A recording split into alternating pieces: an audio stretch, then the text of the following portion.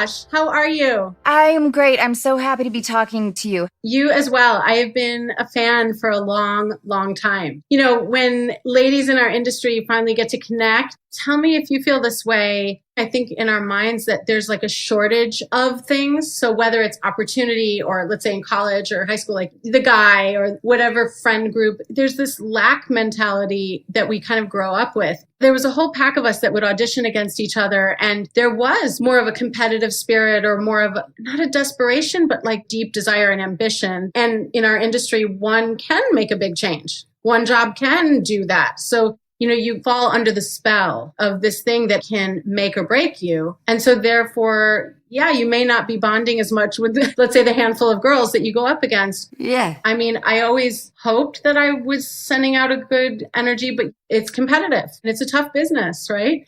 I think also motherhood changes you. Our little guys are 1 month apart, by the way. Really? Yeah. 2 little boys. Sky? Yeah. July 20th, 2012. Oh my gosh. Are you guys August? August 17th. Almost a month. But yeah, you grow up and you realize like the people you're meant to love will find you, you'll find them. The jobs that are meant to find you, you'll find them too. I mean, we all have had job heartbreaks, right? Yes. That you thought was the one. But yeah, I mean, we get what we're supposed to get. And I think there's more of a calm within just as we grow. It's just our brains deteriorating. Is that what creates the calm? I don't know. For me, probably. By the way, not to say that there's so much calm at this moment in general, but just in terms of like, fighting for the job or the gig. And then it becomes like a thing of also wanting to create your own things too, and not be at the behest of that machine to make a decision whether you're worthy. Completely. I think I had a point in my career where it felt like if I don't attempt to create my own work, I'm not going to work. Right. That was around maybe 27. It felt like kind of the teen boom was over a bit. Right. And I was very much solidified in the world of comedy, which confused me. Why did they confuse you? I was never a funny child, and Scary Movie was my first audition in LA. Yeah. And I got it, which was insane. But I was a really quiet, serious child with a very active imagination. But I love comedy, but I sure can't get out of it.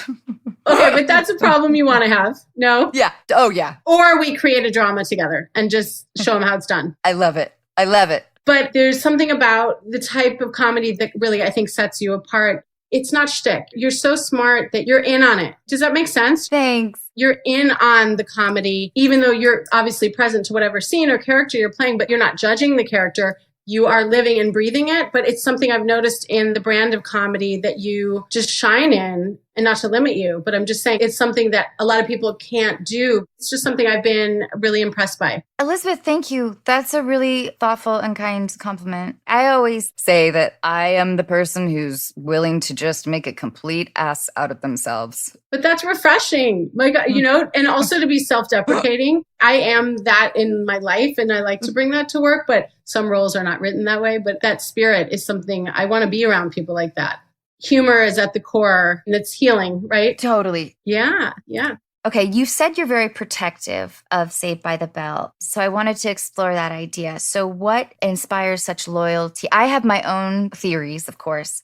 Well, for all of us, like the core 6 of us in, let's say 89, 90 is when we got the show. We were all 15 years old. So we were children when we were doing it. And there was something about that moment in our culture. Obviously, there was no social media, and doing a show like that was already, first of all, the tone was so earnest, but there was an innocence. Like we were doing high school together. We were doing this show together. And bigger than all of that, all of our dreams were coming true together at the same time. And so the show, even if it hadn't continued as anything in pop culture, and if it hadn't had this legacy and like generation after generation loving it, even if it had just been those episodes and done, those people, that circumstance, that moment in time would still have that impact on me personally that I would have carried through in my life, and my adoration for my castmates. We are still in touch. I know you had Mark Paul on, which was so much fun to hear some of the things and his perspective on, the crushes that were going on. And that was interesting because it was the first time he had come out to really talk about that with you. Oh, really? Yes. All right. And I remember I texted him. I was like, hello? Did we want to talk about that first?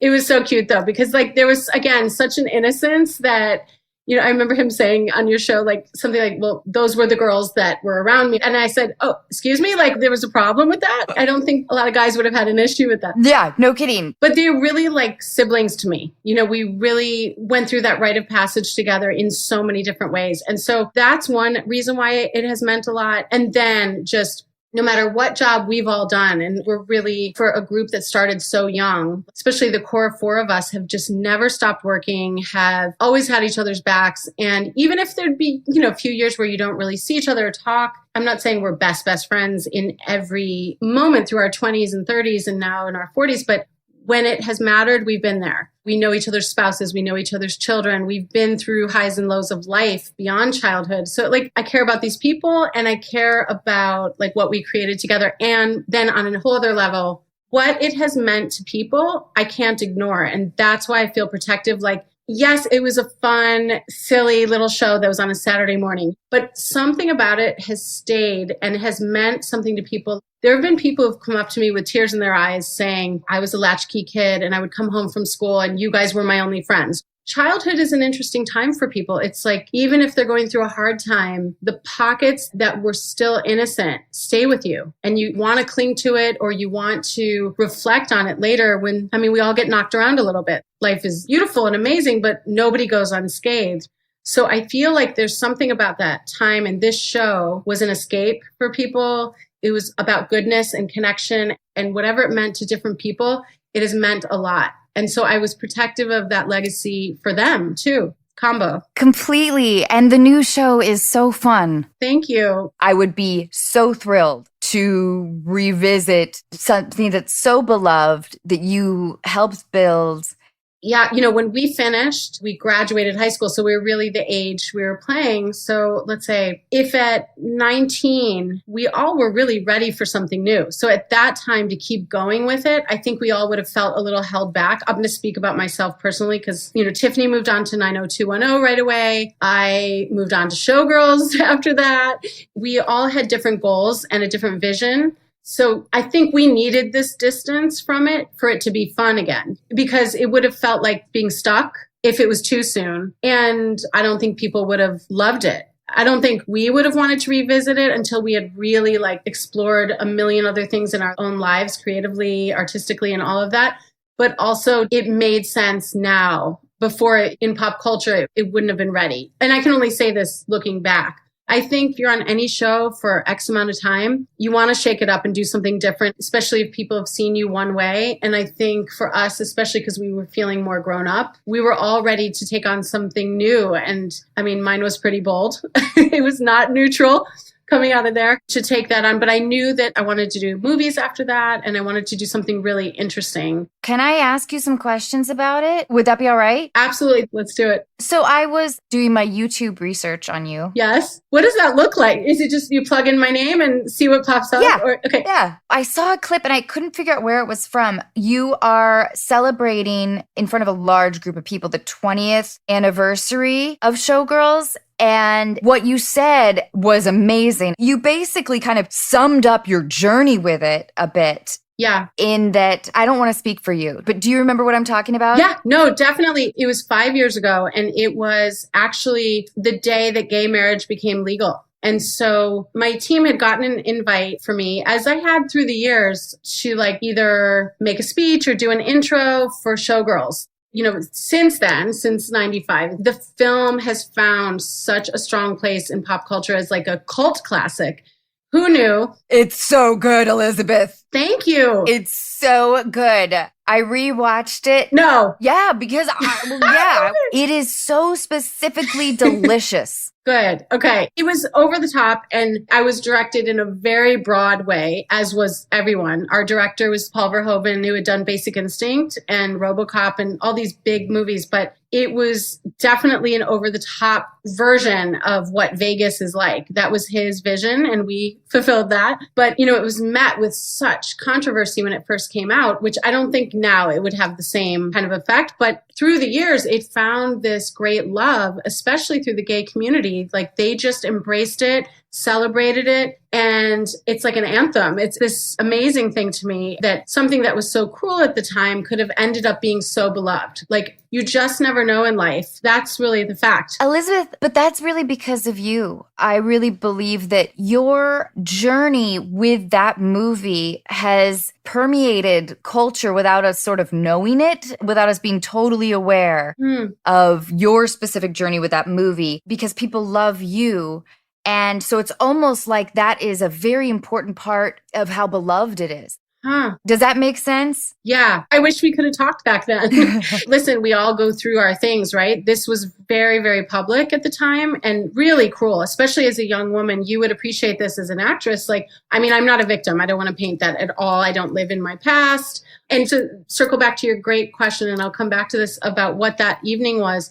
It was an incredible night. It was actually at the Hollywood Forever Cemetery, by the way, which is so random and crazy. They do these screenings of kind of culty films. Oh my God, I wish I had been there. Right? And it was insane. There were like 5,000 people. And again, that night was celebrating the day that gay marriage became legal. And they had asked me to come and speak, and we had declined. Not because I didn't want to, but I always thought that if I was going to speak about it or do something special, it was going to be something that I created, that I could control, and just come up with something really creative too, which I still might do something really cool at the right time in our world and all of that, because it's now truly the anniversary, 25 years. But I decided to go that night to really say thank you, because the community has made it what it is and has given it life. It could have just died on a video shelf many years ago if it was as shitty as people said at the time. It has something to it. So I just was like, okay, you know what? This is a moment. And I called my hair and makeup people. Of course, I'm not going there without all that, right?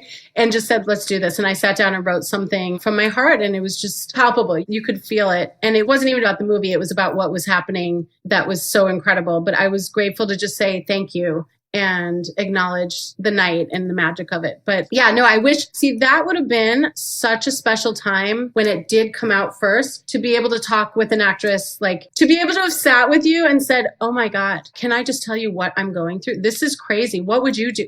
Like, we all had something like that happen now. I would have been able to speak. Right. I mean, I had really close actor friends that I could talk to, but it was something that I had to just kind of figure out and tolerate and deal with and navigate myself, frankly. And when you're extra vulnerable around something, it's not the safest to commiserate, you know, especially, again, going back to that first point we made, like at that age, I was 21 when it came out. And that's the last thing you want to do is totally at that time is to feel that vulnerable. I just wanted to figure out how to overcome it and keep my confidence at the time, which I did figure out, but not easy. When you look back on the shooting of the movie, can you distance yourself from the after effect? Like, do you remember that part fondly? It's an interesting thing how you feel about something with perspective. I think it's important to kind of figure out how to be discerning about an experience without it being colored by whatever the result is. Exactly. Right? So through the years, it was a big thing. It was a lot, and a lot of doors were shut at the time in the business for me. And I mean, I had to get a new agent and new representation. And because I didn't have a whole body of work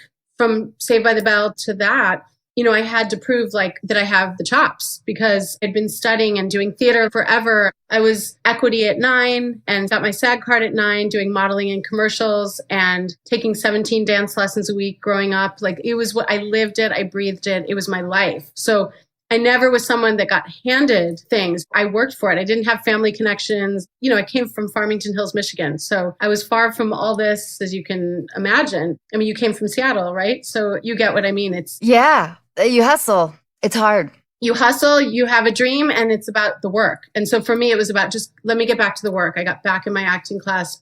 My salvation has always been my work and my creativity. So I was like, I'm not going to allow these years, you know, as crazy as that sounds, someone 21 saying year, but my life spent training. I'm not going to allow this singular moment. I somehow had the wisdom to know, like, yeah, this isn't about giving up. This is about being resilient and figuring out how to overcome and really like prove that I've got the goods and kind of re-educate in the industry what I'm capable of. Because at the time I got that, I was getting close on a million movies. You know, when it's about to break, close on this, close on this, close on, and then you got the one. Yep. So for me, that was the one that broke. And I figured with that pedigree that I'd be safe and good. But the making of it was a bit like an amazing dream because I got to do production numbers and dance and I know. Like every scene, there's shit happening. It was not boring. That sounds like a basic thing to say, but I imagine shooting it. Yes, there was so much about it that was like, this is it. This is what I've dreamed of.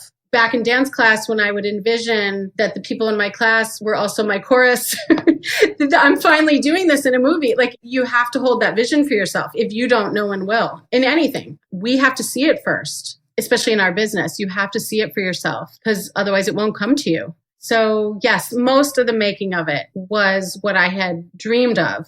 As a young woman, as I was finding my own voice and my own power and knowing how to utilize that, there was such a big thing in our business, especially like teens, early 20s for sure, and women in our culture, just you're taught to be the good girl and taught to be easy to work with and good to work with and not make a wave. And that's still in our culture, but it's gotten so much better and it will continue to. And so I think only knowing what I know, I would have stood up for myself or spoken up for myself in some ways in terms of how I was being directed and wanting to understand that more because it went against some of my instinct and frankly went against the very reason I was cast was the work I did at the screen test. And then the direction of that shifted for the tone of the movie. So it was different than what I thought it was going to be. But I thought, you know what? He must know better. This director just did Basic Instinct. Sharon Stone became the biggest star in the world. This is my first movie I'm going to trust. And so I think that's the big thing that you can only learn with time. I know. I do implicitly trust. And it's a hard thing to gauge. For me, in my case, I wouldn't know not to because I've never directed. You mean currently, though? Because you're so seasoned. I know a little bit more now, but I was thinking that if you really loved that experience of making Showgirls, if that's like finding out that the love of your life has a wife, like I would imagine that would amplify the harshness in terms of emotional pain. Yeah, definitely. Look, whenever you do a project as an artist, I think you can't help but have a hope or expectation of what it could be or do. And especially with that one, there was such a charge on it. And especially because of the team behind it and the studio. It was MGM and Joe Esterhaz, who was so highly controversial. He was the highest paid screenwriter in Hollywood at the time. There was so much on it that you couldn't help but have a hope or expectation of what it would mean, be. Oh my God. Right? So if anything falls short of that, at the time it was like I had my head handed to me on a national level and my heart wanted to know why. I couldn't understand it because I did everything, quote, right. I followed direction and I gave all of myself. Like I don't do things halfway. I don't love half. I don't work half. If I choose to give of myself to something, someone has all of me. So I think that was the thing that was the hardest, is to not feel that I was safe in the giving. That feels close to a breakup. That feeling of like, just because the team behind it, like I traveled the world with the movie by myself after it came out. What do you mean? They bailed on the world tour, but I went alone. Oh my God. I made a choice to see that through as a professional. And I also thought it's good for people because I didn't at the time have the body of work for them to really know me. I wanted them to meet me. I was still living at home with my parents. I was a good Midwestern girl. I signed on for a movie and nobody duped me. I'm not a victim here at all. I knew what the role entailed and I knew all of what was involved, but it was just kind of shocking. When things don't go right, I didn't realize people just bail. That was not something that ever happened in my life. So it was more about not even a movie succeeding or failing. It was really a life lesson of how to take care of yourself and navigate. I think that was what was so beautiful about watching the speech at the Hollywood Cemetery. And it made me realize that, of course, it's beloved now because you are an integral part of the story, that there is an outside layer of tragedy involving the movie. People love you. And so I think that your heartbreak was felt, perhaps. I don't know. Do you think I'm wrong? No. I don't think at the time. Maybe not at the time. We weren't ready. Yeah, but maybe gradually, or maybe people saw in themselves, what I've heard feedback of, we've all had to fight for something and we've all had to pick ourselves back up and get on with it. Yeah. And figure out how to find our worth in the face of something or someone. I feel like more of the resiliency that we all have to have in life was something that I think, especially the gay community has shared with me, like that's something that they could really feel or that was palpable to them through the real part of the journey, And so I appreciate that. To me, like there's no option. It's like, look at our children, how at a young age, they're learning themes of resiliency, flexibility, pivoting. So yeah, I'm not connecting right now to that movie. I'm connecting just the theme of finding one's resiliency in whatever situation, whatever life throws our way. Right now, it's a collective one. So we can, bond with fellow moms, friends. The story of Showgirls, though, is kind of the greatest trajectory of a movie ever. I mean, I haven't seen a young actress have to go through that rejection and all that we all go through.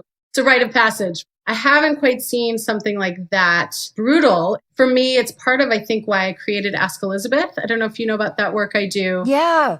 Will you tell our listeners a little bit about it too? Yeah, definitely. In 2006, I created a workshop, an interactive workshop that I facilitate in middle schools and high schools. And I work with the entire female student body on their football field, in their cafeteria, in their auditorium. I'm not standing at a podium telling them how to run their lives.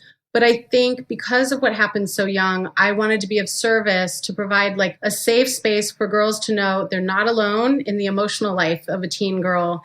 And the age range I work with is 11 to 17, but it's peer to peer. I'm facilitating kind of talk show style where there's roving mics. This expression, pass the mic, is something that, I've been doing for 14 years with these girls. I've worked with over 100,000 girls in person, and we have a New York Times bestselling book as well, where I took their most asked questions and wove it together with their stories, wisdom, advice, and then experts. That was exciting too, as a way to give girls a tangible place offline, but like more intimate in book form. I think that's amazing. This has been a mission. It's a mission in my life. I think people serve where maybe they've been hurt. And that calling, no doubt, came and was born out of that. I didn't realize it in 2006, what was driving that, but for sure, that's why I was so on a mission with this. It's called Ask Elizabeth. We'll put the information up on our website for our listeners too. Thank you. This episode of Unqualified is brought to you in part by Osea. Female-founded over 25 years ago by a mother and daughter team, Osea were pioneers in creating clean beauty products that are good for your skin and the planet.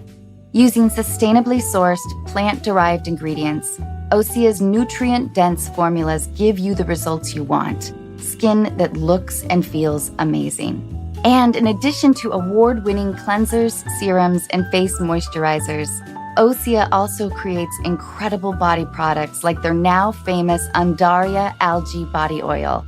If you've always preferred body lotion over oil, get ready to have your mind changed. Undaria Body Oil soaks in quickly, isn't greasy, and leaves your skin glowing.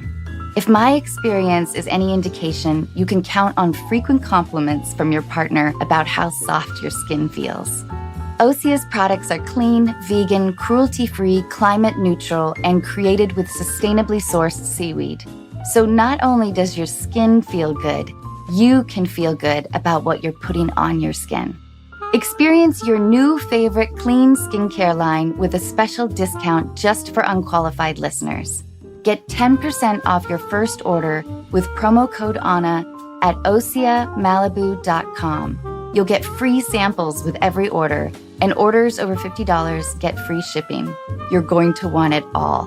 Go to OSEAMalibu.com. Use code ANNA.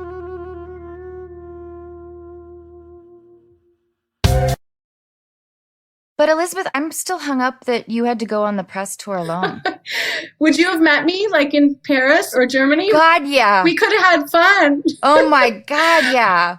But that must have been a fucking lonely time. It was crazy. It was crazy. So wait, did anyone go with you, like family or friends? My parents met me in a couple countries. Like my mom went to Taiwan. My dad then met us in Germany and New Zealand. And then I did a lot of them alone just with the unit publicist from the studio. I mean, they're lonely ventures anyway. Yes. No, you're on a rock band tour, but usually you get to bring a hair and makeup person that you're close with, hopefully. Right, right. We didn't even have that, but it brought out a fire in me and it was like, I'll show you, I'll prove it. It's just part of my nature. So I think that fire is the thing that made me not bail. because I don't bail. I just looked at how can I use it? What's the opportunity here? As you say that, I was about to ask you if you considered yourself a competitive person, but I think that that's an incorrect question because I don't think the two are very comparable necessarily. Yeah. I was going to ask you, oddly, if you played sports in high school. No, and I got teased often for doing pirouettes on the tennis court at our school or volleyball or whatever sport we were doing. I just wanted to dance. Like to me, ballet, tap, jazz, tap and like Fosse style jazz are my thing. And then, of course, pole dancing became a new skill. Yeah, I need some lessons. Well, I'll brush off the dust. So no, I never did competitive sports. Dancing, I was extremely competitive, I'll say. We had these conventions come to town and they would bring professional choreographers to do these like weekend long intensives. I was not going to be in the back of the line in the ballroom that usually it was like at a Hyatt or something like that in these smaller towns that they would tour through. I made sure I was front row. I wanted to be here already at like out of the womb. My parents are not in the industry, no one in my family, but they knew that I had this dream and that I was willing to work hard. And just like my brother, he's a doctor and he worked hard for it. We both just kind of have that work ethic. And I don't know if that's a Midwest thing or what. Did they do a national casting call for Saved by the Bell? Did you audition in Michigan? No, I had commuted for 3 years. When I was 9, I wrote a letter to Norman Lear and told him he should make me a star. Oh, that's incredible. I think I was watching The Jeffersons or something, one of many of his shows at that time. I wrote the letter and my mom was like, oh, okay. But instead of laughing, my parents took it seriously. So my mom found the address, mailed it. We got a letter back from Mark Hirschfield, who was like head of casting, his assistant at the time, who now is a huge casting director. And said, you know, this is 9 years old. And he was like, we don't need to find talent outside of Michigan, but if you should ever find yourself in California, please give us a call. So we came out there when I was 12 for family vacation and we called Mark Hirschfield and he remembered this letter. That's mind blowing. I came in with a boombox, like a boombox. Press play, sang Rainbow Connection. Amazing. And he set me up with my agent I was with from like 12 to 18. So I commuted from 12 to 15. And finally, when my brother went off to college, my parents knew it was inevitable. I was moving out here anyway.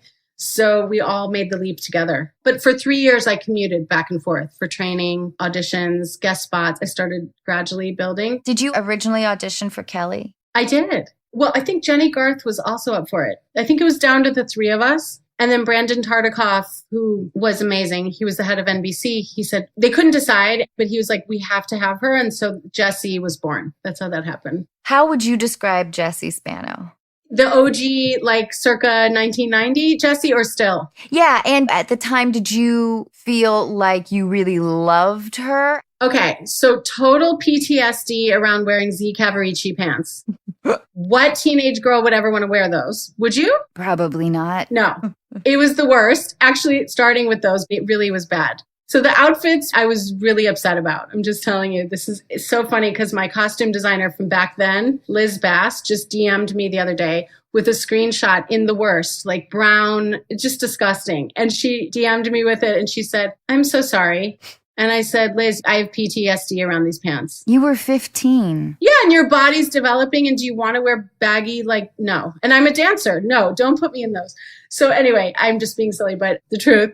So what I loved about Jessie was that she was outspoken. She was, in retrospect, ahead of her time.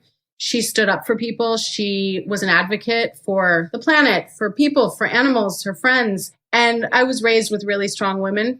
My mom, obviously, being the main influence, and my grandmothers. I mean, I had amazing women around me. So I loved playing her. It was very natural to who I was. And yeah, it was just the outfits.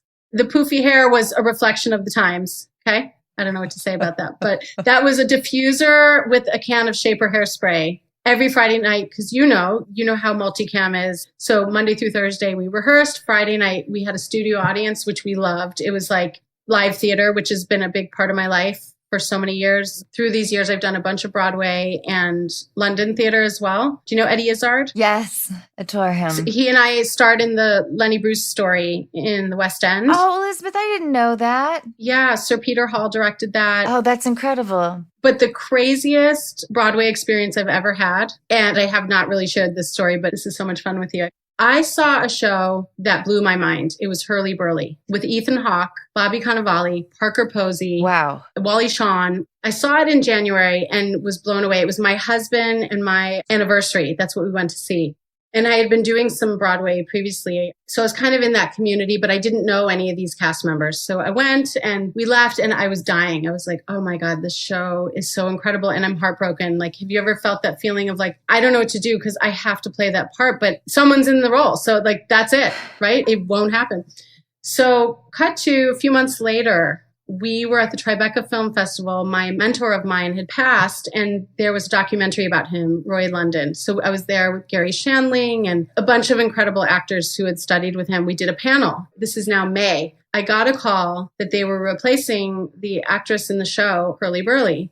And could I stay and reroute and not get on the plane and quickly prepare 3 scenes to do for the director? 3 girls were coming in. Oh my God. And he said, if you get this, you have 3 days to prepare and go on. So are you willing? I mean, I was dying inside, like 3 days to learn the lines, learn the blocking, meet the cast and go on that Friday night. Anyway, I went to the audition, got it, started learning the lines, got off book, learned all the blocking because I had to do it exactly where they had already set the lighting for. And then I met them and went on that Friday night. And while I'm telling you, I feel like vomiting right now. But in the moment, have you ever had something where you have to rise? There was no time to get in my head and think. It was like, it's here, go. And so like that was one of those moments in life. Yes, it's about work, but it was one of those where it's just trusting yourself, trusting that the work is there, all the years and years of doing this. It's a feeling that's very much akin to jumping off like a 10-meter diving board or something. Yes, totally.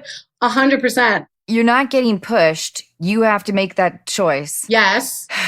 Yes. But there's also no ladder to get back down. No, that's it. Because you had it removed. Oh, yeah. The night I went on, when I was in the wings and I'm hearing my cue, like it's coming. It's coming. There's no take 2. There's no like, wait, I'm not sure. I just remember like no one really pushed me out, but it was almost this imaginary sensation that someone gave me a nudge. Yeah. Yeah. And it was an incredible cast. I mean, those actors are amazing. And so we ended up having a great rest of the run. But it was one of those that years and years of working on your craft, whatever it may be, I don't care what anyone does. They have their own business, entrepreneur, medical school. I'm not comparing acting to saving lives, obviously, but just that test in yourself to go, this is it. And thank God I haven't been slacking because I'm being called to like step up right now. And we get called to do these things in life over and over in different ways. It's one of the most thrilling things in life, I think, when you land it. When the voice in your head that knows how you want to deliver the line is communicating well with your vocal cords in your mouth. Yes. And then it actually comes out. Yeah. Yes. Oh, you're so right. It's so satisfying and so fulfilling. And I think that's what keeps us in this crazy business. Those moments are so deeply fulfilling. Yes. That we're in it for the next round of it. Totally. It's sick and great. Elizabeth, I would love for you to teach me how to tap dance. Are you serious? Or pole dance. I have tap shoes. What? From what? Tell me. My future mother-in-law gave me tap shoes because she's been taking it up. And I took it as a kid. Yeah. And I loved it. I love that. But you'll be amazed with how uncoordinated I am. Did she get you ones with heels or flats or? I have flats. Okay. As a kid, I had a little heel, which I found a little bit easier. Yeah. Oh, okay. Like that pitch. You like being a little. Yeah. Are you a heel girl? No. Okay. But just when you dance, you like being a little elevated. I love it when you say when I dance, as if I dance frequently. Okay. What was your living arrangement like when you first lived on your own? Well, I have to tell you, when I moved out, I was sad.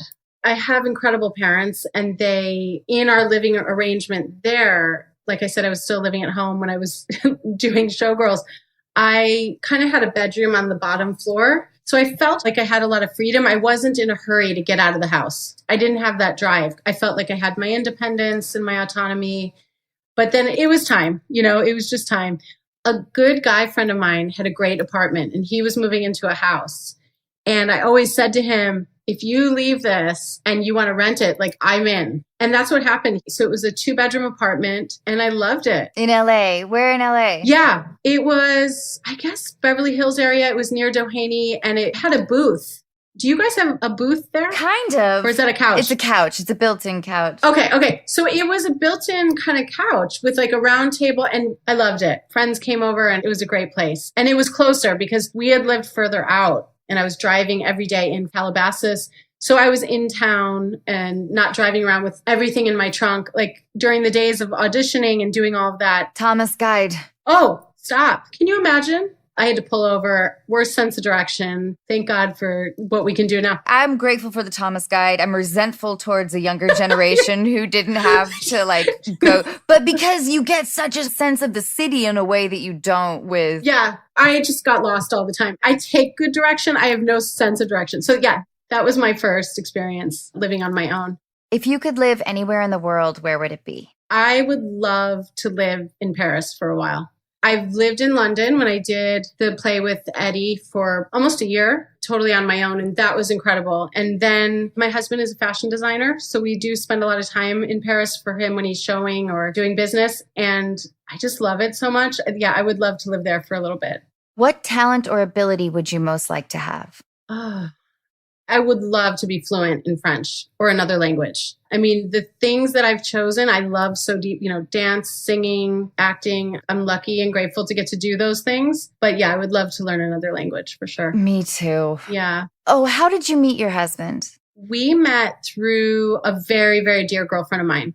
And she kept saying to me, God, when I'm around him, I just feel like he's the male you. Like, you guys have got to meet at some point. But I was gone for 9 months.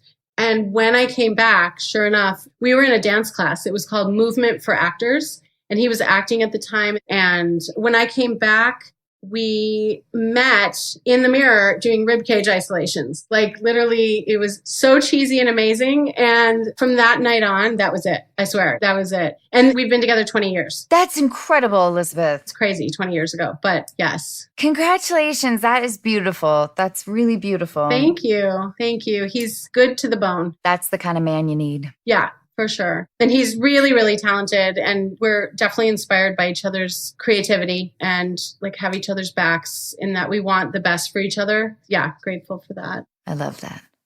Okay. What is a trait you dislike in others? Well, there are a few. I mean, dishonesty. I have no tolerance for that. Cruelty of any kind. Yeah, those would be the biggest. What's a trait you dislike in yourself? I can be too hard on myself sometimes. I'm working on being more compassionate and gentle. I'm a Leo. While I'm soft in some ways, I can be hard on myself. That kind of perfectionistic stuff. I've worked on it for a lot of years. And when you asked me about Jessie, it's a funny thing. Like she had that. And it was interesting revisiting a role that I played as a teen with certain issues and themes and now revisiting as a woman. Tracy Wakefield, who's our showrunner that you would love. She did 30 Rock. Yeah, I'm a huge fan of hers. Yeah. Okay. Yeah, really. I've never collaborated with a woman in this way. And Tracy specifically is incredible. One of the things we had to fill in was, okay, what has been her journey?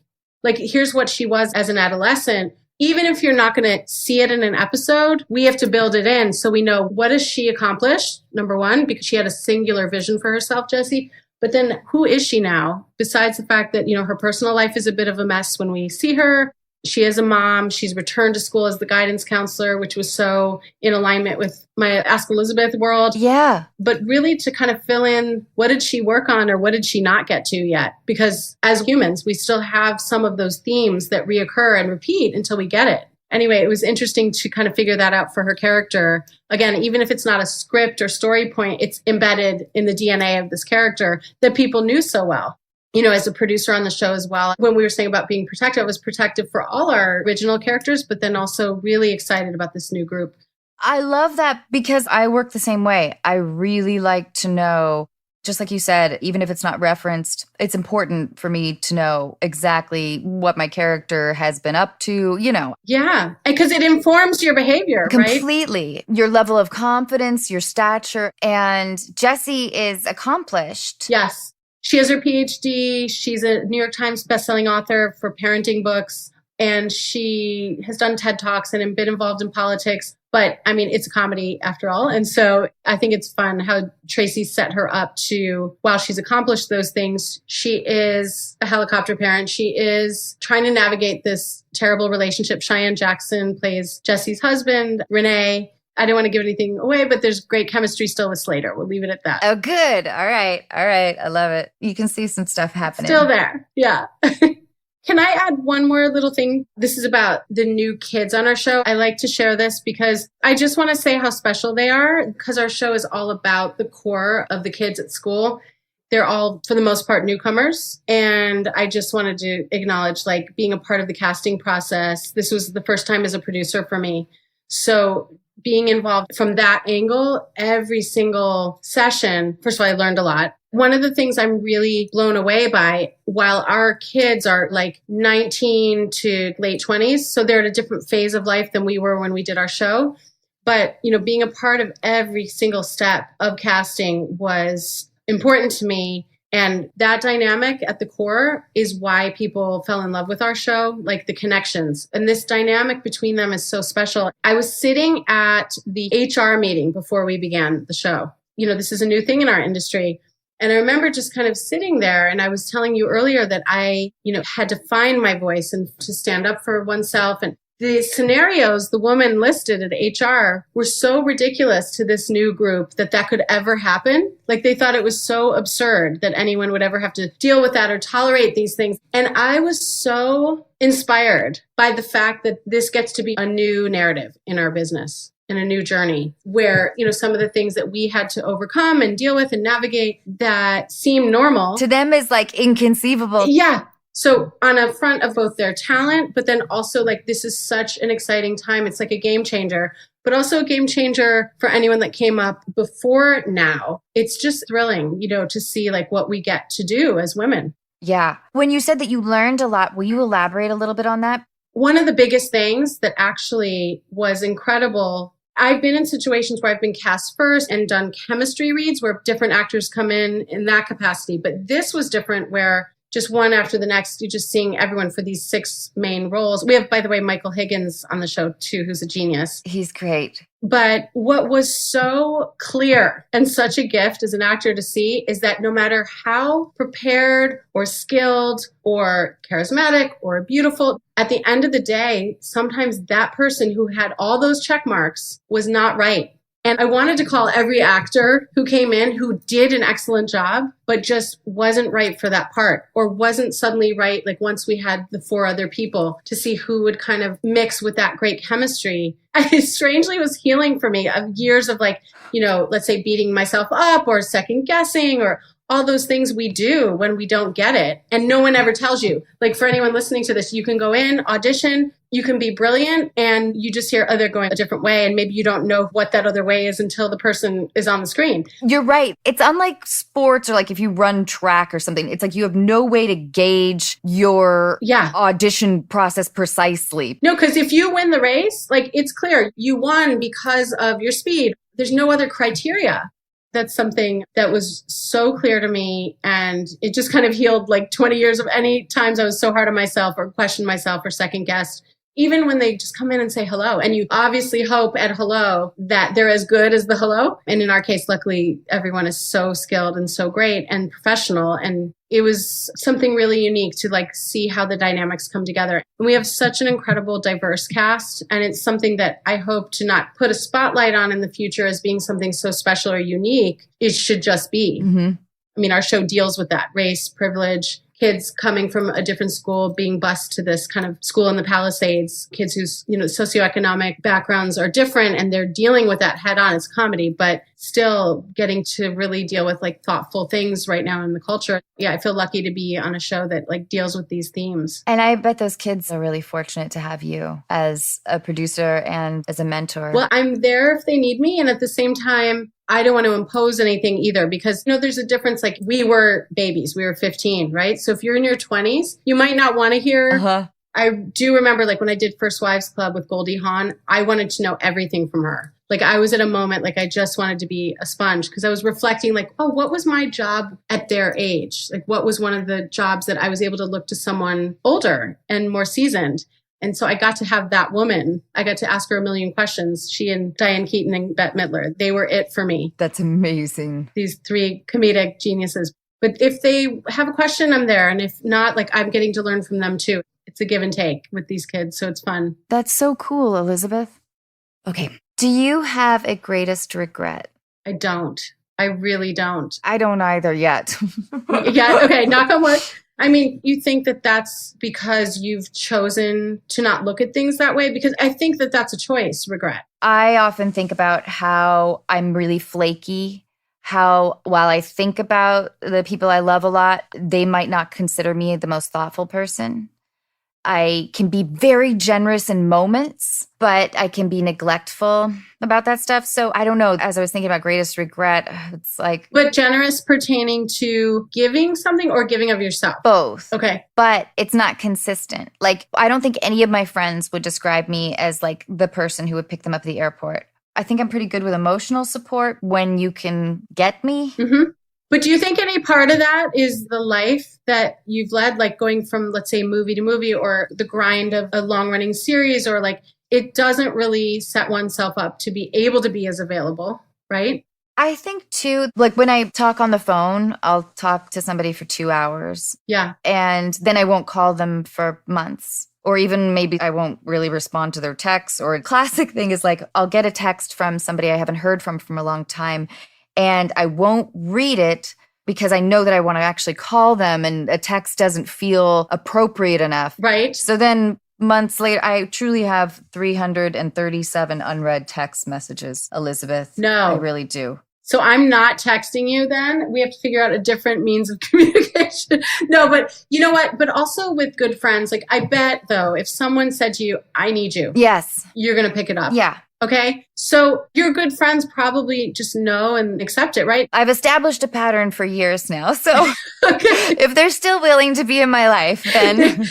Yeah, I bet. And, you know, not knowing you that well, but just feeling you, like at the end of the day, if someone said, before the sun sets today, I need to talk to you because X and X is going on, you're going to figure it out. Yeah, I hope so. So if the day-to-day, whatever maintenance of things is not your thing, like then people have to understand that who love you. And I think at this point of life too, as moms, you only have so much time, right? There's your work life, your love, your child. So there's like the pie chart of where your time and energy goes. That gets less and less of who are you going to nurture and what are you going to nurture? For me, I don't need that many friends. I know a lot of people, but like who am I really? It's one hand, right?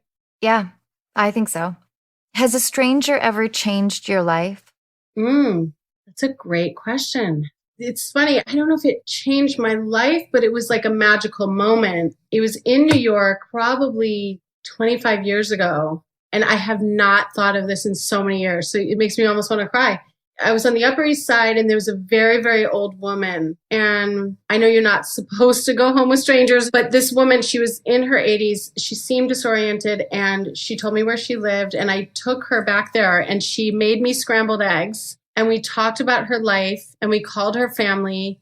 And I haven't thought of it in that amount of years, but that woman, I can't explain quite how she changed my life, but it was a moment, an exchange, and it was magical. And it obviously felt safe. I would not do that now. There was just something about her. And I got to talk to her family and they thanked me for getting her home. And I don't even know what her name is. That's an amazing story, Elizabeth. Yeah, she made me scrambled eggs on this beautiful, like mismatched dishes. I'm just picturing the kitchen right now. She was really precious. Obviously, I think every exchange can change us. And that was one that I'm not sure how to articulate how she did, but it did. All right. When or where are you happiest or most content? I don't care where we are with my husband and my son, period. I love that. I feel the same way. How can you not? I love that. All right. Do you have a favorite joke? I don't. This is always a crapshoot. And I'll ask like stand-ups. They're like, no. No, I really don't. But I do have friends who have these running jokes that like for years they continue to tell at dinner parties and things. I do not.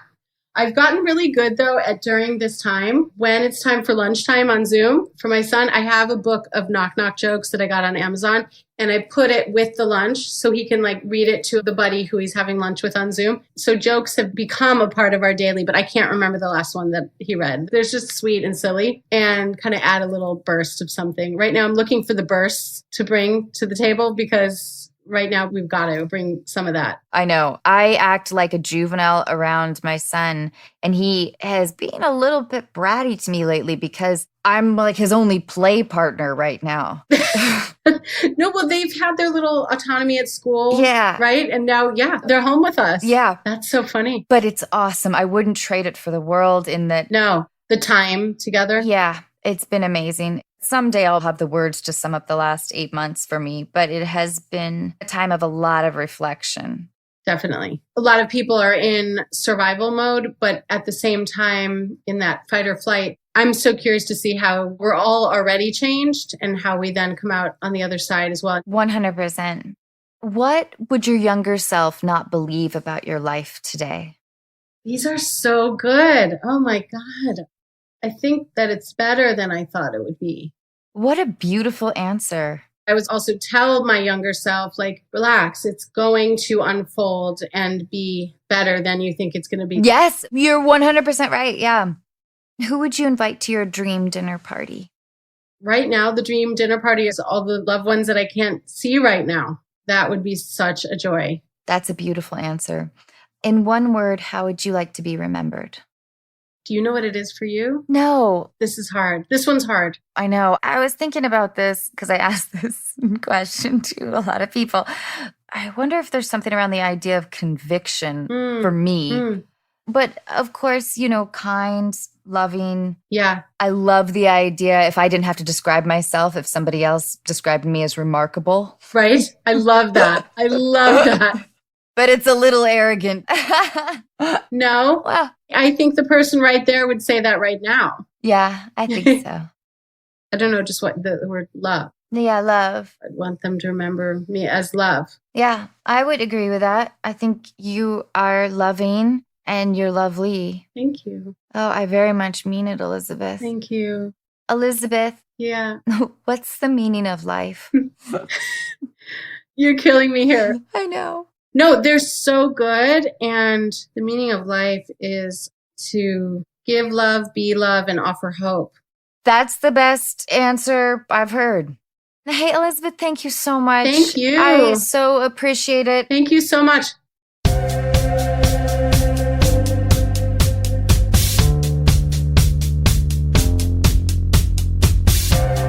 Hey everyone, I'm excited to welcome back Dr. Alex Katehakis, who is an author, psychotherapist, and the clinical director of the Center for Healthy Sex here in Los Angeles. You can learn more about Dr. Alex and our other experts at unqualified.com. Hi again, Dr. Alex. It's great to see you. Hi, Anna. It's really nice to see you again. All right, let's call Emily. Hello?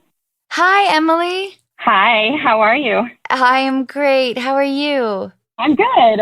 Emily, I am here with Dr. Alex Katehakis. She is a psychotherapist, a leader in the field of integrative sex therapy, and the clinical director of the Center for Healthy Sex in Los Angeles. And I say words and make faces for a living. So that's my qualification. Emily, will you tell us what's going on? Okay, so I've been with my partner for a little over a year and a half, and we've been living together for about 6 months of that time. And overall, we have a great relationship.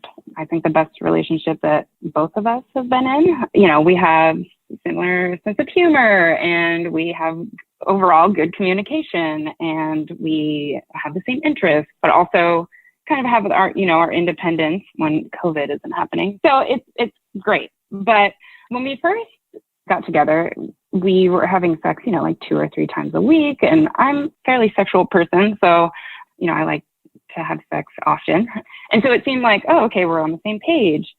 Basically, it started to kind of dwindle a little bit. And I, at first was worried like, oh, is he interested in someone else? Does he not find me attractive? And so I confronted him about it. And at first, he was kind of, defensive. But eventually he was like, well, I take Viagra because I have like performance anxiety. So basically it's like he can get an erection, but then he apparently has trouble maintaining it because he overthinks things and his mind kind of wanders. He's kind of a worrier. I had never, like, up until that point experienced any of that, but he, explained like, oh, well, when we were first hanging out and we would have dates, he would just take it. It's like, oh, we're going to see each other, so we're probably going to have sex. And, of course, like, as a relationship progresses, you don't have sex, like, as much.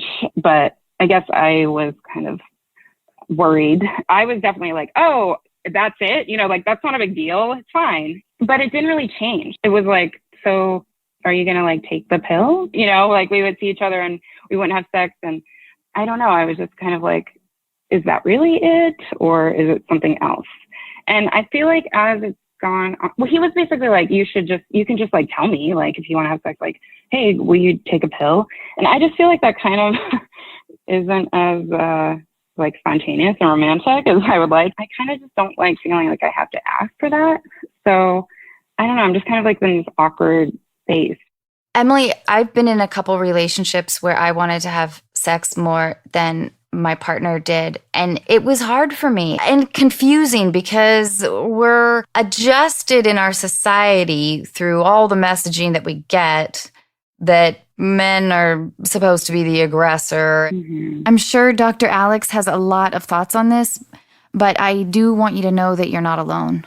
I don't know. It's like, it will be in these situations where I'm like, ooh, this is like heading towards some like sex. And then it like doesn't happen. And I'm like, oh. You know what I mean? Like, you kind of like set it up in your head, like, oh, maybe we're going to like do it tonight or, and it's like, you're feeling yourself. And then yeah, I thought we were on the same wavelength here, and I guess not. And I don't really like to ask. And he's very giving, like with oral sex, and which is great. But also at the same time, it's like when he'll go down on me, and then I'm like, okay, well, you have an erection. So do you want to go for it? And it's like, no, I'm good. I think so. Part of that too is difficult because I like to be also the one that's like giving, it's like turns me on to have him get off. And so if it's that way for him as well, then it's like, we got to meet in the middle, it's tough. Dr. Alex, what are your thoughts here? Hi, Emily. Hi. So nice to meet you. Yeah, nice to meet you too. How old are you and your partner? We're both 35. Okay. So it sounds like he definitely has performance anxiety and he struggles with erectile dysfunction.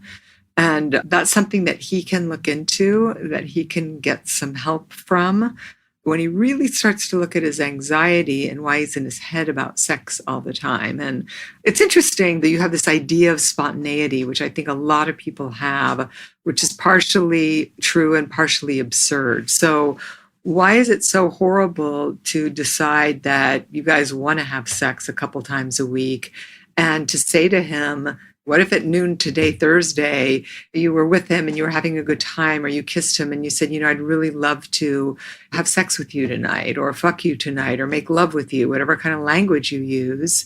Mm-hmm. Would you mind taking a pill around 6 o'clock or whenever he needs to take it? And make that part of your foreplay instead of judging it or making it feel awkward for you. Well, the thing is like, I did that obviously like once, and then I quit, but he was like, no, I don't really want to tonight. And so then I don't know, that made it even more where I was like, okay, well, it's like the rejection, that I was like, okay, well, I guess I won't do that again. Well, then when will he want to have sex? If he doesn't want to do it tonight, I think this is a question for him. Like, how will I know when it's okay to ask you? How will I know when you want to have sex, since you don't want to take a pill every night, but only when we're going to be sexual? Help me understand how to talk to you about this. Yeah. Emily, let's say if the amount of sex you're having right now continued, once every 2 or 3 weeks, maybe, I'm not quite sure how often you have sex? I mean, it's like once a week. I mean, it seems to be when shit's going on in the world, which is like all the time. He's like more distracted, which, makes sense. I'm not feeling as horny as I, have before either. It's generally like once a week or sometimes once every like a couple weeks. I feel like if it was every like 3 weeks, I don't know if I could handle that. Because again, like it's like I get off, he's more than willing to go down on me, but it's me like wanting to have more of that intimacy. It's like not the same when he's farther away, he's down there it's not as intimate, as like him penetrating me or, having him close to me. I just don't like having to make it this big ask. We're built differently, and it comes down to just like the sex drive is just not the same. Well, surely he's had this experience in other relationships then. Oh, right? yeah. And he's talked about that. Yeah. Mm-hmm. And he said that it's been an issue. And I'm like, I just feel like maybe there's something else going on that he just doesn't even maybe know about or doesn't want to talk about. Does he finish? Yeah. Mm-hmm. There's times where you can tell that he's maybe overthinking it, and then his erection will go away. But it's like, if you just like give it a little bit, wait a little while, then it's fine. Dr. Alex, I'm so like out of my element here, but do you have a lot of patients or clients where the male partner doesn't like to finish in a vagina? Not a lot, but yes, I've certainly seen that, where men who just cannot ejaculate when they're inside a female. That's just like physically, they just can't because they've got all kinds of aversions and feelings about that. But that doesn't sound like what's going on here. I mean, he's young. Yeah, he also doesn't. He likes to pull out and then ejaculate, which I kind of like too. So that's kind of fine. Okay, that's fine. Like, I like it. Yeah. So I have I don't care where he does it. It's just, he does finish every time. It's never like it doesn't come to completion or whatever, if you will. Well, the problem is his anxious connection, his anxious attachment style, if you will, that when you're having sex, what's going on between the two of you? Are you making eye contact? Yeah. That's why I'm saying. That's why I was like, it was confusing to me at first, because I was like, it's good sex. Mm-hmm. So he's able to stay connected to you. Yes. Like he's looking at me, kissing me, it's not, unless, it's like if I ask him like, turn around, can I turn around or whatever, I mean, he's very open, like he's very responsive, like to my body and what's going on. But I feel like it's like he still can be in his own head. Right. So he's not really present with you. That's my point. Yeah. And I'm saying maybe that's not all the time, but it's, yeah. Like that's on his end that he's told me, because I didn't even notice it. Like, I'll be like, oh, okay. I didn't realize he wasn't present. So what does he know about his anxiety? Has he talked to you about that? Yeah, he definitely has anxieties and he has depression. He takes medication for it. Oh, that might be a thing too, right? Of course, yeah. Well, that's what I was like, oh, well, that's obvious. Like, that's probably part of it, because those medications can certainly do that. Yeah. But he's never said it's because of the medication. He said it's because he overthinks it. Like, he has a fear that he won't be able to continue to maintain the erection. But then I'm like, I've told him, like, at least try. Like, I'm not going to be upset if it doesn't stay hard, and I'm okay with it. You got to at least try. Not trying at all is worse than you starting something and not being able to finish or whatever, Right. And it sounds like for you, you're not going to be angry or upset if he loses his erection, that you're really willing to kind of go with the flow of whatever's going on. Yeah, it's not like the act, like it has to be like we both need to finish and we both, I want that intimacy. It's like the feeling of being wanted and desired. Yeah. So it sounds like he's in his own way, and there's not a whole lot you can do to get him out of his own way. other than give voice to what you want and what you need. And he has to work this out somehow. It just seems like it's hard for me to make him understand, like, this isn't really normal. Like, you don't have to feel this way. And he's gone to therapists before, and I don't know if this was a big topic that he was working through. I don't necessarily know exactly what it was, but I'm just like, sometimes a part of me is like, is there like a deep trauma that I don't know about? Or again, like maybe he doesn't even really fully understand, it's manifesting itself in this situation. I imagine, Emily, that you wouldn't want to be having the same amount of sex 5 years from now. No. Like I said, it's like, I'm not even as horny as I used to be with everything else.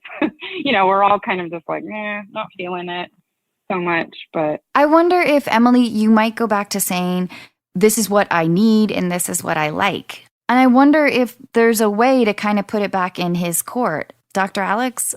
Yeah, that's an interesting idea, is leaving it to him, Emily, and saying, look, why don't you just take the pill 3 times a week and surprise me? Let me know I won't know what day of the week you've taken it. And so I don't want to put pressure on you, but this is what I'd like. I'd love this. And so you do it when you feel like it's right for you. And then come find me. That's a great idea. Right? Yeah, because I'm always game.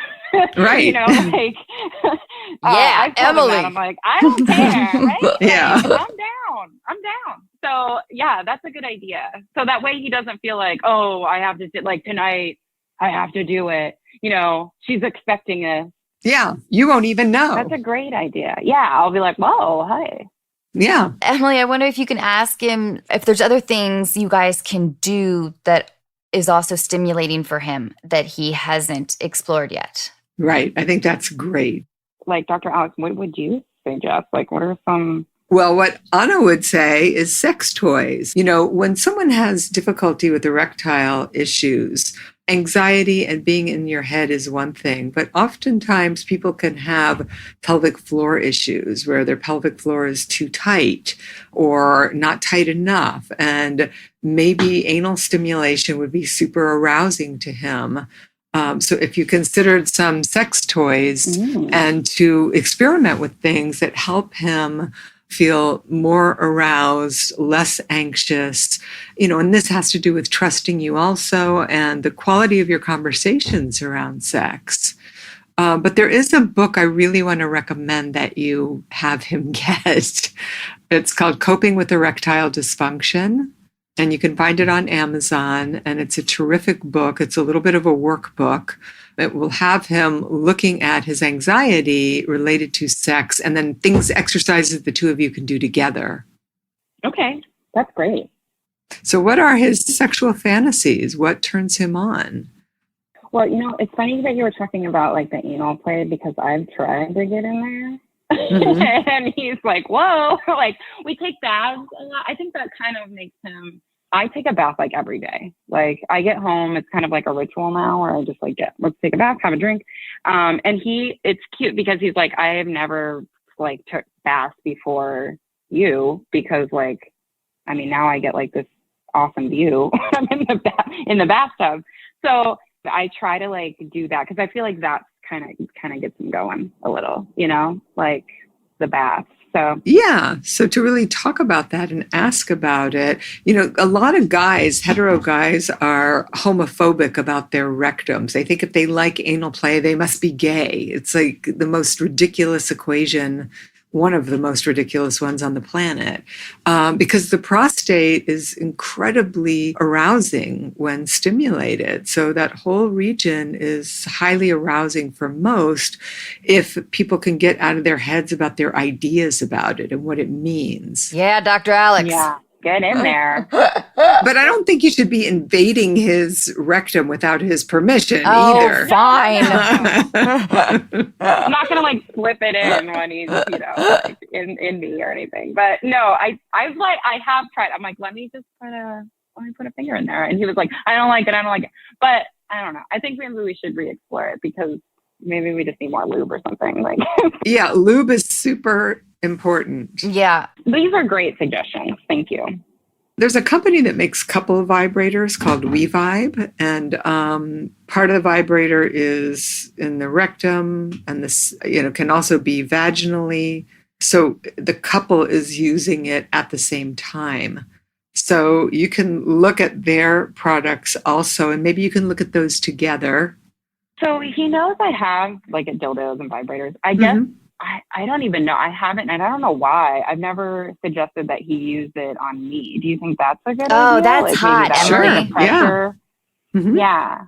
Again, it's nice to like have him kissing me. Of course, like he's like really good at oral sex. Again, it's like I still miss that kind of intimacy of him being near me, like near my face and kissing me. Mm-hmm. So I guess maybe I could suggest that he use like the vibrator or the dildo, and then I can get kind of the best of both worlds, and the pressure is off of him. I think it's great news that he loves being sexual with you. I love a good foreplay, but I also want to be filled. Yeah.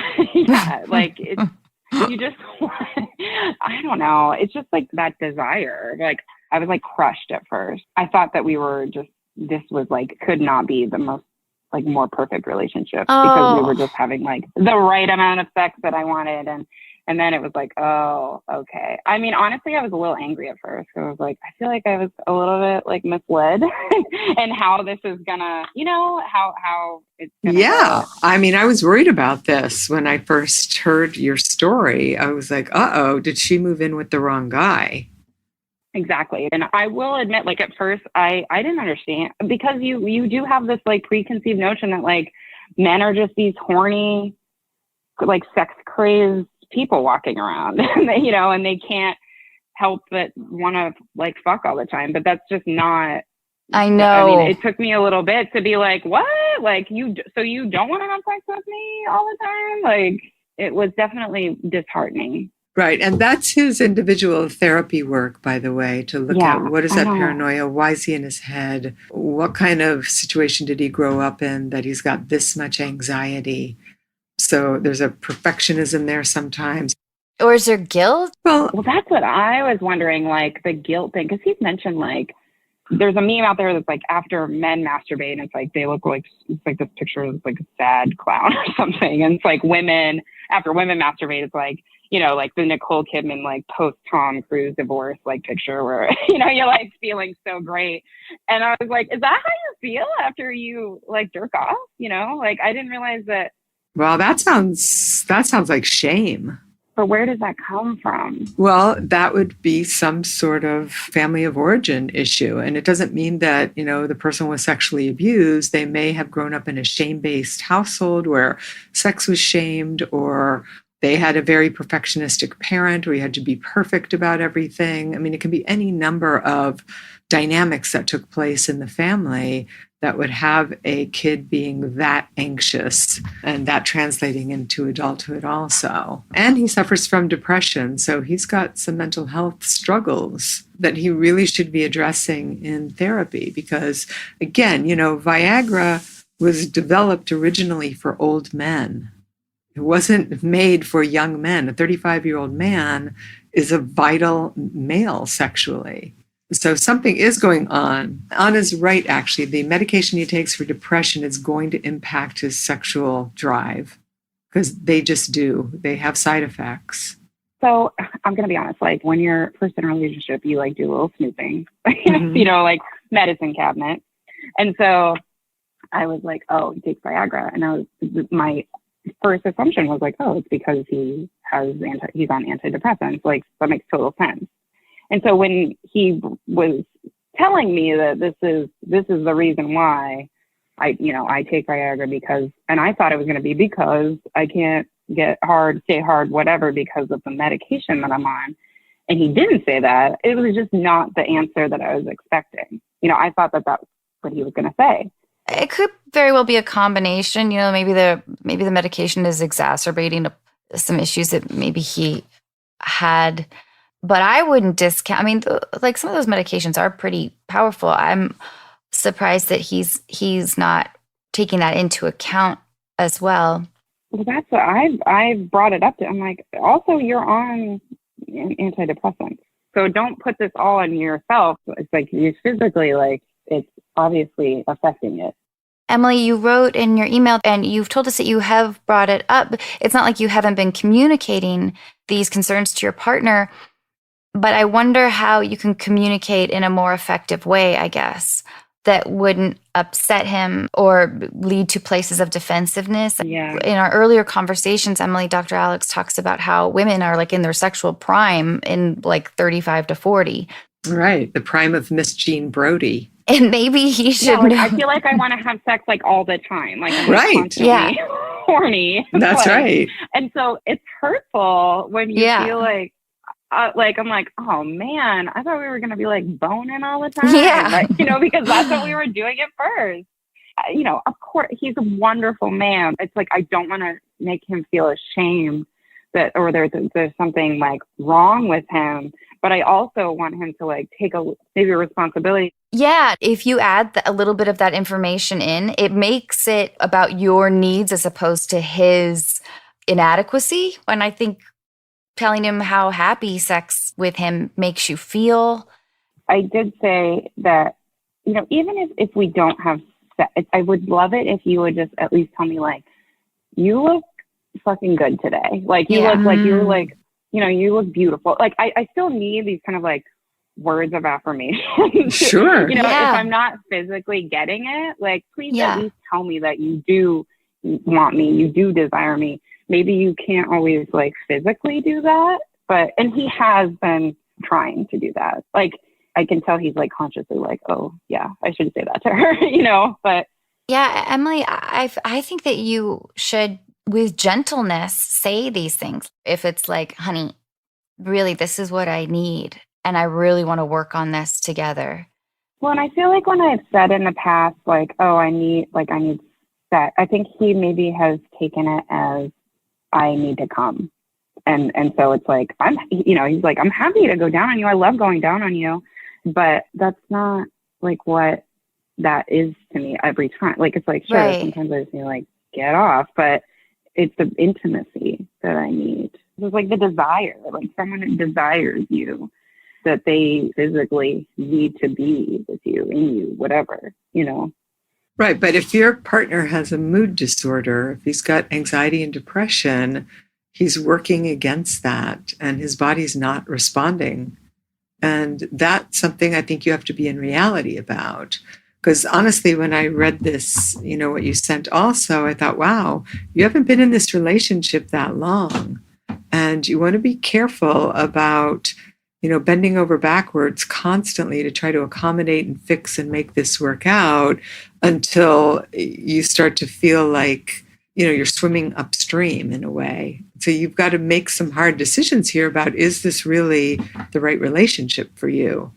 He's got to face this. He's got to do a lot of work to make this change. There's only so much you can do.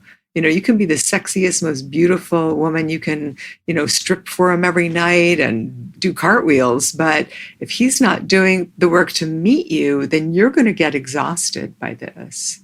Right. Dr. Alex, what was the name of the book again? It's called Coping with Erectile Dysfunction. So, Dr. Alex, is this something that I guess part of my call was to just get reassurance that this is something that you hear about often, or am I just don't want to feel like alone?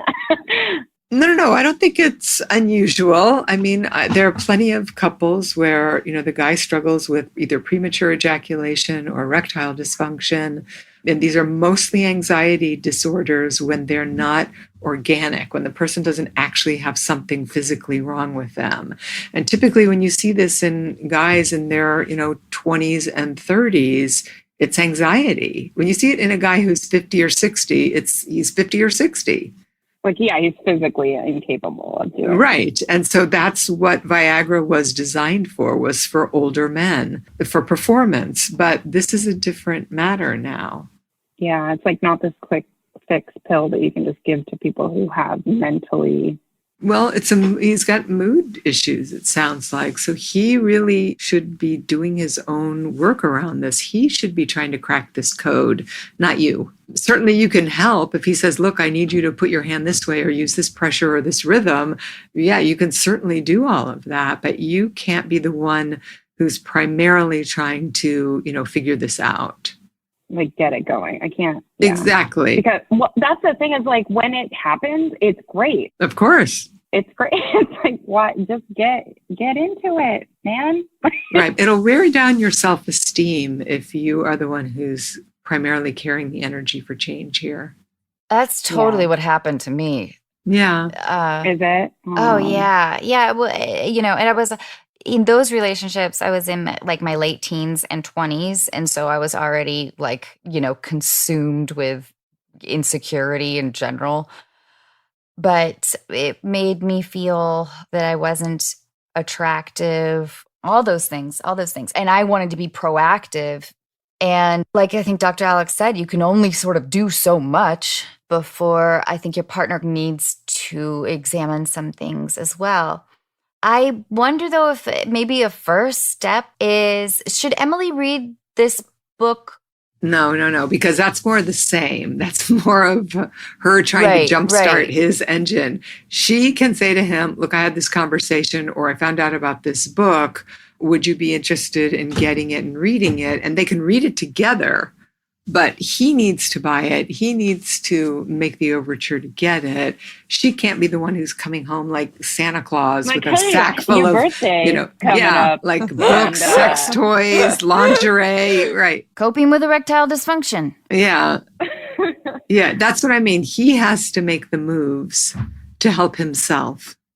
But Emily, you can explain to him your needs and just reiterating the idea of like, I really want to work on this and let's do this. Don't you think? Like, yeah, for sure.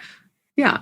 I guess some of the thing that I'm like, Dr. Alex, you're talking about, like, is this something that's going to be like, that you can deal with long term? And, I mean, I guess that's a fear in any relationship, but like, it's like red flag.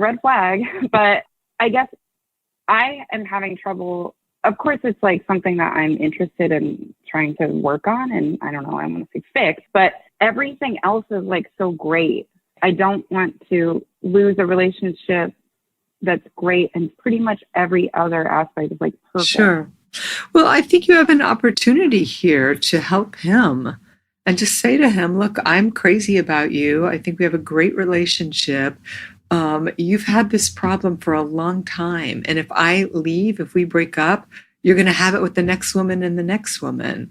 So you have an opportunity here, to work on this with me because I'm totally open to it. I don't judge you. I just get that you struggle. It breaks my heart that you struggle. I want to help, but I can't be the person who fixes this for you. But I sure can stand side by side with you. So let's do this. And we can have fun. That's right. You can have fun. Have a lot of fun. Right. Along the way. This problem. Yeah. I got you this book. Just kidding, yeah.